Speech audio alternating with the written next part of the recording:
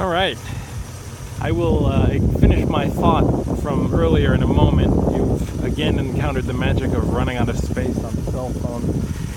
You can see what I'm talking about when I say that this is a pretty serious off-road situation here.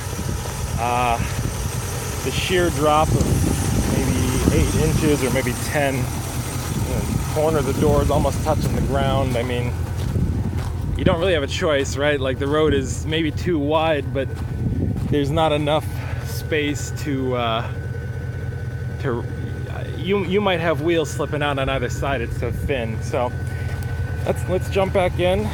It's definitely warmed up a bit since part one. Okay. Oh, it's 106 degrees temperature, and we have an 11 degree list here to the left. So gently, very gently. Okay. That's one of the things about off-roading is slow and steady.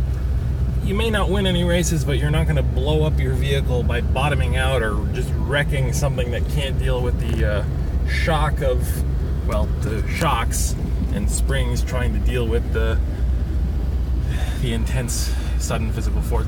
Oh, you got a sand spout over there. It's definitely dry. I believe this area gets 6 inches total of rainfall in a year, which makes it kind of bananas that there's this much greenery. But anyhow, so I hear the scrabbling around my truck, and that finally wakes me up. So I get out, and I'm like, okay, I guess I'll say hi to these people. Oh boy.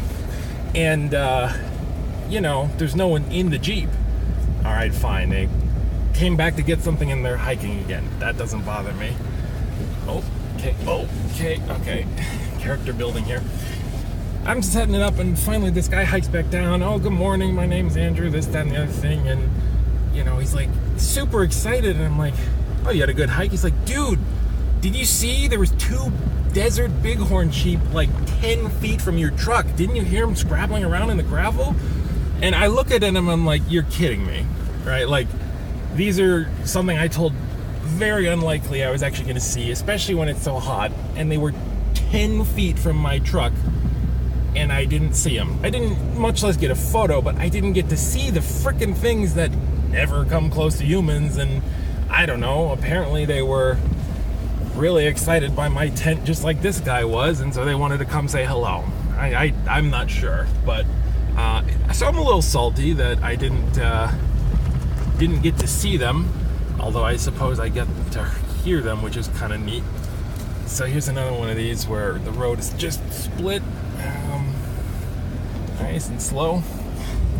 But I guess to close this message, I'm going to both not crash into this jutting upright road here. There have been moments, especially when I'm on the highway for a long period of time in a row, where it's like, yeah, I kind of wish I had found a more fuel-efficient option, even if it was less comfortable to fit into. But then there are roads like this where I just couldn't get, even with like a Subaru. I wouldn't have the all-wheel drive, and I wouldn't have the grunt, the sheer torque available from the motor to safely pull all the weight of my gear and I up these miniature hills and valleys. So roads like this one make me very thankful for this truck, and this selector switch here, 4-wheel high, and all these extra gauges telling me like, oh, by the way, you're about to tip over. Good show, Nissan. This Titan XD makes me a glad panda. A couple more views. There's the training ground to the south still, and then over here to the north is more of the wildlife refuge. I am going to sign off and concentrate on gently going across all of these bumps. So wherever you are, oh boy, stay cool, and until we meet again.